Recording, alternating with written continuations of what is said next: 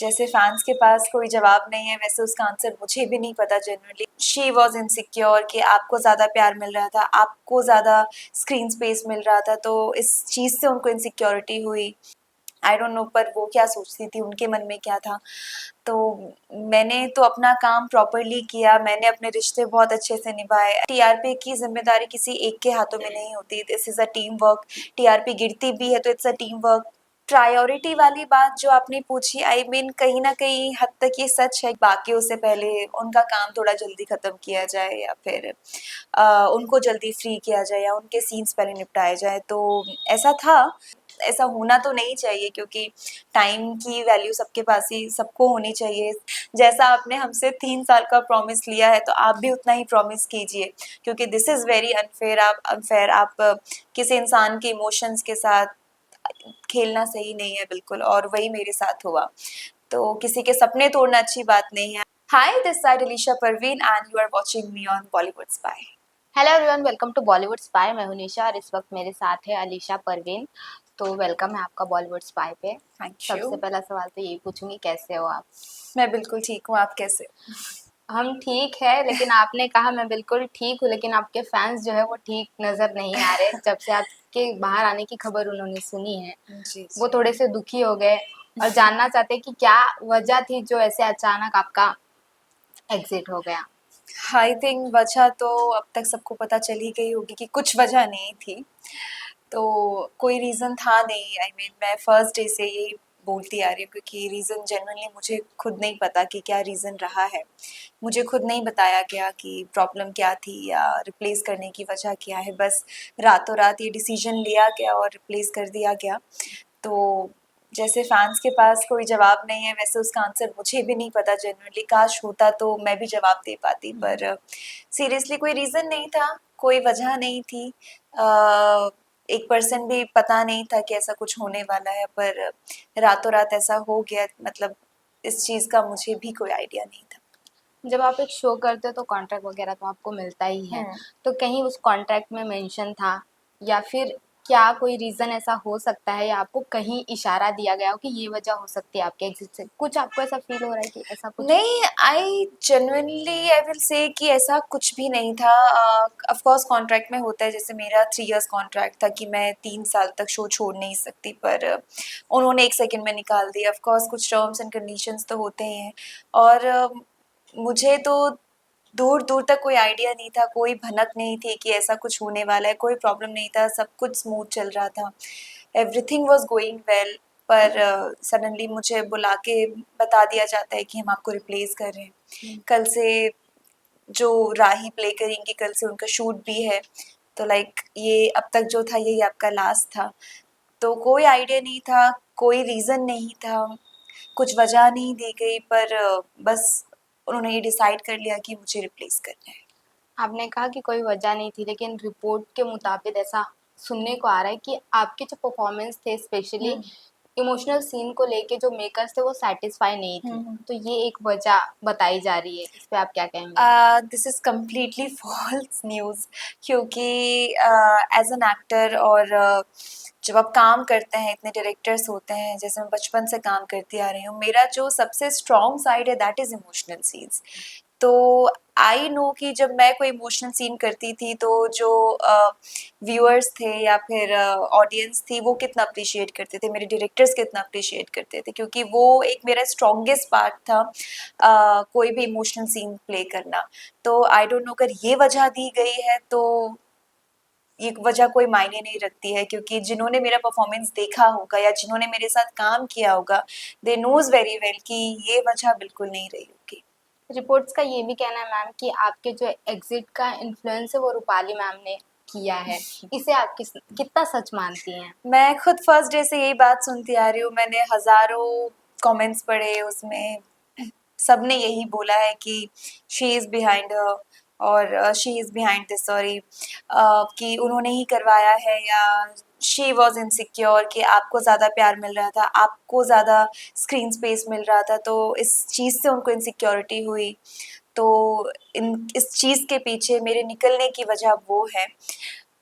I don't no कि क्या कहना चाहिए यहाँ पे, क्योंकि जेन्युइनली मेरी साइड से उनके लिए मेरी बॉन्डिंग बहुत अच्छी थी रूपाली मैम से।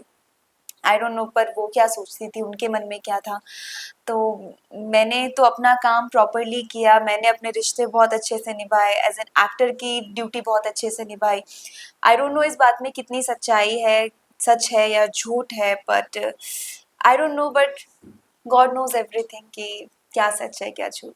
अभी आपने कहा इनसिक्योरिटी की बात और आपको आइडिया भी नहीं उस चीज़ का, लेकिन इससे पहले भी जो अनुपमा में से ना बहुत सारे एक्टर की एग्जिट हुई है, जैसे जी। सुधांशु पांडे हो गए, हम्म। पारस कलनावत हो गए और भी बहुत सारे लोग, तो उनके भी एग्जिट का ना कहीं जिम्मेदार रूपाली मैम को ही ठहराया गया था और उस टाइम पे भी यही चीजें निकली गई थी कि इनसिक्योरिटी है मैम को या फिर उनसे प्रॉब्लम है। तो इन सारी चीजों के बारे में आपको पहले से थोड़ा बहुत आइडिया था या आपने कहीं सुना था? यस, ऑफ कोर्स जब मैंने शो जॉइन किया था उसके बाद मुझे पता लगा था। आई थिंक हुआ तो पहले ही था, पर मेरे शो जॉइन करने के बाद मुझे कुछ कुछ चीज़ें पता चली। पर मुझे लिटरली शो जॉइन करने के बाद बिल्कुल टाइम नहीं मिलता था कि मैं इधर उधर कुछ और ध्यान दे सकूं। मैं बिल्कुल फ्री नहीं रह पाती थी, तो बहुत ज़्यादा कुछ मुझे पता नहीं। बस हाँ, मुझे यही पता था कि उन लोगों ने शो छोड़ दिया था। पहले तो आई थॉट कि उनकी स्टोरी ख़त्म हो गई थी या उनको लीव लेना था, क्योंकि मुझे नहीं पता था क्या था बिहाइंड द स्टोरी। पर then I got to know कि उनको निकाला गया था। तो कहीं न कहीं पर क्वेश्चन गया कि निकाला क्यों गया? पर सीरियसली मैं इन सब चीज़ों में वक़्त ही नहीं मिलता था काम को लेके कि ये सब चीज़ें मैं सोचूँ या किसी से डिस्कस करूँ, किसी से पूछूँ। पर ऑफ़ कोर्स अगर अगर मुझे बिना बिना वजह निकाला जा सकता है तो आई थिंक कि शायद वहाँ भी कोई ना कोई वजह रही होगी। खैर, जिसका मुझे अंदाज़ा नहीं है, वो उनका पर्सनल था, वो मेरे आने से पहले की बात थी। पर आई थिंक हो भी सकता है या फिर नहीं भी हो सकता, तो वो लोग ज़्यादा बेटर बता पाएँगे। हुँ। अफ़वाह ये भी है मैम कि जो टीआरपी है वो शो के लिए बहुत इम्पोर्टेंट रहती है और आपका जो एग्ज़िट है वो कहीं न कहीं टीआरपी की वज़ह से हुआ है। मतलब लोगों का ये मानना है कि आपको इसलिए निकाला गया है ताकि ये शो न्यूज़ में आ सके, इसे हाइप मिल सके और ये वापस टीआरपी के रेस में आ सके। ओह! आई क्या थिंक ये तो कहेंगे? मैं सुन रही हूँ अभी। आई डोंट नो मेकर्स ने क्या सोचा इसके पीछे, उनकी वजह क्या थी? क्योंकि वजह तो वो कुछ भी दे सकते हैं, जैसे आपने बोला टीआरपी या मेरी परफॉर्मेंस, क्योंकि जब मुझे कोई वजह नहीं दी गई, तो आई नो हज़ारों ऐसी वजह कुछ ना कुछ आती रहेंगी। पर टीआरपी जैसे मुझे बोला गया कि बहुत लोगों से मैंने ये भी सुना, आई मीन जो रिपोर्टर्स आए थे उन्होंने कि क्वेश्चंस ऐसे किए कि टीआरपी कम थी, इस वजह से आपको शो से एग्ज़िट करवाया गया या प्लेस किया गया। एंड आई फील कि टीआरपी की ज़िम्मेदारी किसी एक के हाथों में नहीं होती। This is a team work. TRP गिरती भी है तो इट्स अ टीम वर्क, और अगर टीआरपी बढ़ती भी है तो इट्स अ टीम वर्क। वो हर एक इंसान की मेहनत होती है। तो आई डोंट नो कि मेकर्स का क्या थॉट था मुझे निकालने के पीछे, क्योंकि जब मुझे कोई वजह दी नहीं गई है तो ऑफ कोर्स कुछ ना कुछ तो उन्होंने सोचा होगा जो कि पता नहीं है या फिर बताया नहीं है। सो रियली काश मुझे पता चले तो एटलीस्ट मुझे थोड़ा अच्छा लगेगा कि वजह जान के कि ऐसा हुआ क्या। पर अभी तक तो कुछ नहीं पता। जब आप काम कर रहे थे शो में तो क्या कभी प्रोडक्शन की टीम की तरफ से आपको परफॉर्मेंस के इम्प्रूवमेंट के लिए या फिर कुछ ऐसी गाइडेंस मिली थी या राजन सर ने आपको सपोर्ट किया या गाइडेंस किया आपके परफॉर्मेंस के लिए? कुछ भी हुआ था बीच में?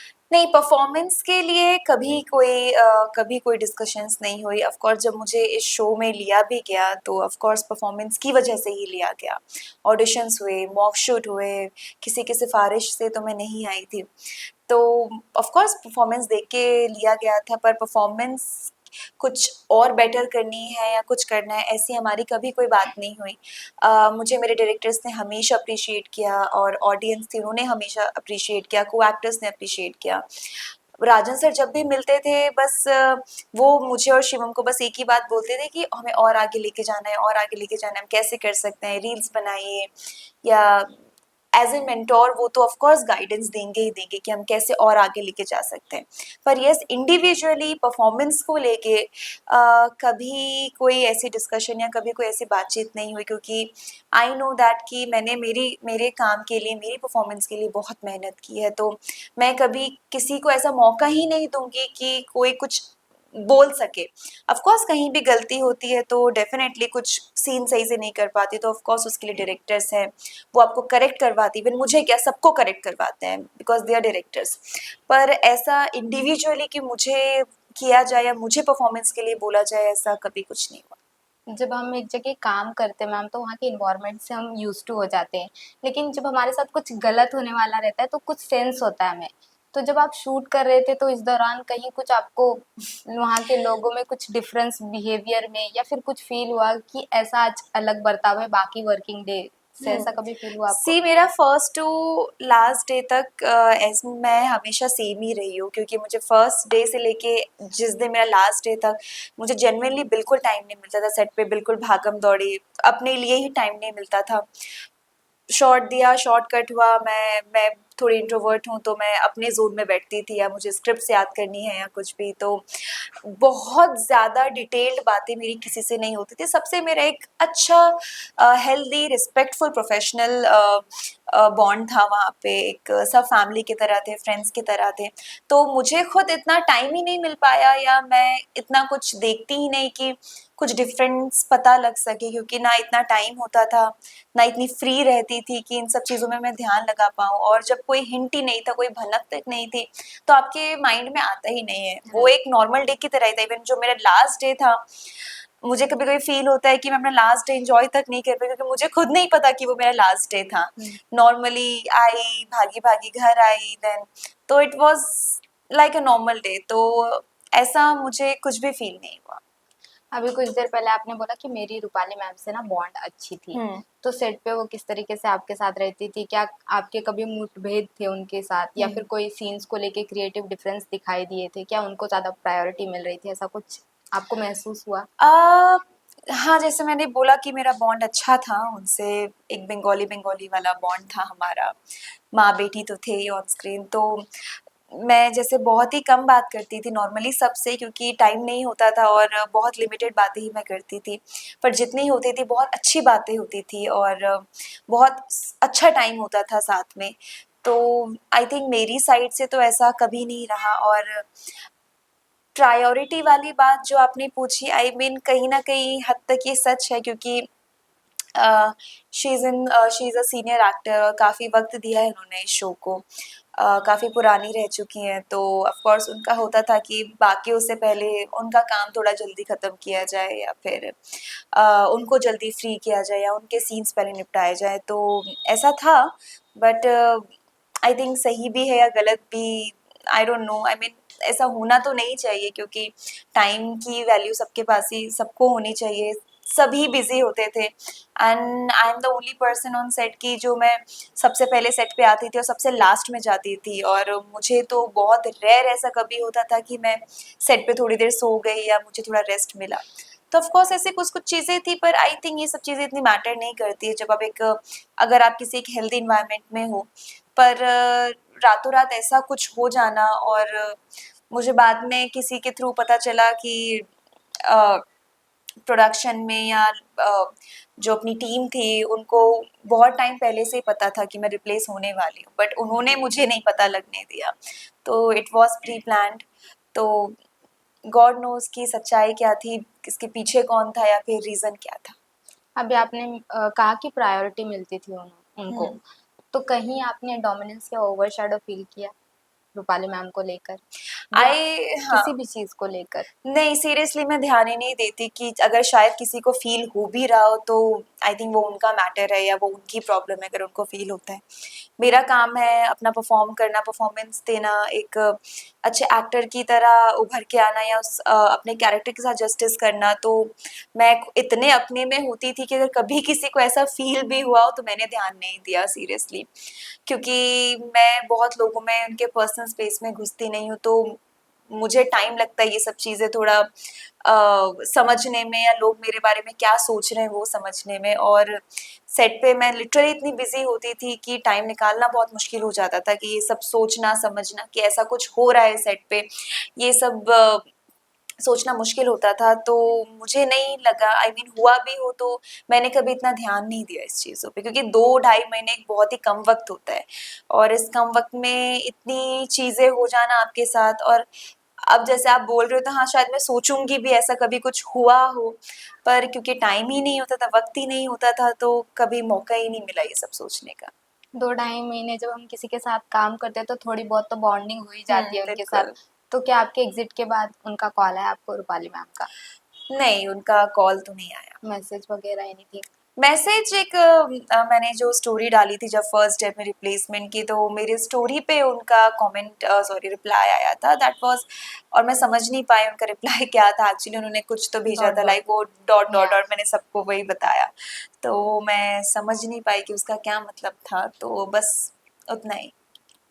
ओके मैम, तो जैसे आपने बोला कि वो मैसेज हमें समझ में नहीं आया, उसी तरीके से रीजन भी शायद आपको समझने के लिए थोड़ा टाइम यस लगेगा। Yes yes of well, course. आपके जो को स्टार थे शिवम, उन्होंने आपको कॉल वगैरह मैसेज वगैरह या यस बाकी यस, किसी कास्ट वगैरह ने? हाँ हाँ, मेरी अंश, परी, ईशानी, शिवम, माही, माही की मॉम, एंड इवन रिसेंटली कल मेरी किंजल से बात हुई। तो यस, जो हम यंगस्टर्स थे, हम न्यू जनरेशन वाले थे, उनसे मेरी सबसे पहले बात हुई थी, क्योंकि हमारा बॉन्ड थोड़ा और फ्रेंडली था, क्योंकि हम सब ने साथ में ज्वाइन किया था, न्यू थे, सेम एज ग्रुप के, हम उम्र थे, तो उनसे मेरी ज़्यादा अच्छी बॉन्डिंग थी। सब बहुत ज़्यादा अपसेट थे, शॉक में थे कि कल तक हम किसी के और के साथ शूट करते आ रहे थे और कल से हमें किसी और के साथ शूट करना पड़ेगा, तो कहीं ना कहीं एक्सेप्ट करना मुश्किल हो जाता है। इवन शिवम के लिए तो और मुश्किल रहा होगा, क्योंकि एक केमिस्ट्री बिल्डअप करना, एक बॉन्ड बिल्डअप करना, उन सब चीज़ों में टाइम लग ही जाता है। और हम अब जाके थोड़ा सेटल हुए थे, थोड़ा एक दूसरे को समझना शुरू किया था, और अब जाके अच्छा रिस्पॉन्स मिल रहा था, और सडनली ये चीज़ें हो गई, तो ऑफ कोर्स मुश्किल रही होगी, कहीं ना कहीं एज एन एक्टर मुश्किल होती ही होती है। पर हाँ, मुझे बस मेरी इन्हीं लोगों से बात हुई। मैम, लास्ट दो सवाल मैं आपसे पूछना चाहूंगी कि जो नई लीड आई है उनके बारे में आपने कुछ पढ़ा उनका? यस यस, अद्रिजा रॉय मैंने पढ़ा है, और आई थिंक कल से उनका फर्स्ट टेलीकास्ट जो है वो आने वाला है, मैंने थोड़ा सा ग्लिम्स देखा था। आई थिंक ऑफ कोर्स अच्छी बात है, आई मीन किसी ना किसी को तो आना ही था, तो ठीक है, और उनको बहुत सारी विशेष, ढेर सारी बधाइयाँ। आई होप कि जिस भी रीज़न से रहा हो, मेकर्स का यही थॉट होगा कि शो आगे बढ़ना चाहिए, तो आई वुड से कि शो मस्ट गो ऑन।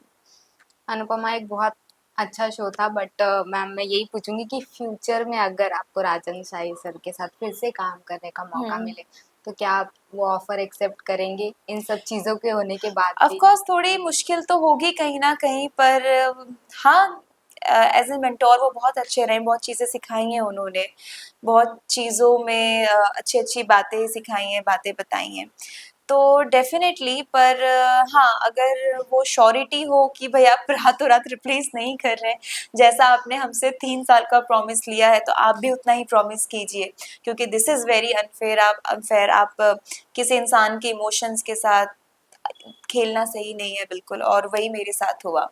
तो किसी के सपने तोड़ना अच्छी बात नहीं है, आपने जब प्रॉमिस लिया है तो आप वो प्रॉमिस कीजिए भी, तो अगर फेयरली सब चीज़ें चलेंगी तो फिर कोई प्रॉब्लम नहीं है।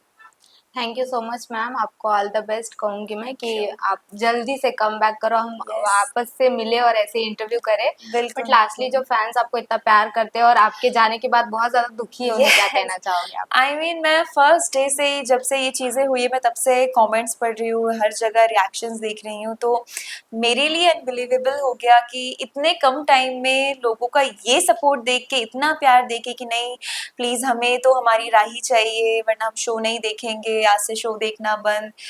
रूपाली मैम को टैग करके, राजन सर को टैग करके, मतलब हज़ारों कमेंट्स मैं ऐसे पढ़ चुकी हूँ। So I feel very overwhelm, very grateful कि इतने कम टाइम में इतना प्यार आप सबने किया, कि जो मैंने नहीं सोचा था, शायद बहुत टाइम बाद, सालों साल लग जाते इतना प्यार कमाने में, और आप लोगों ने इतने कम वक्त में दिया।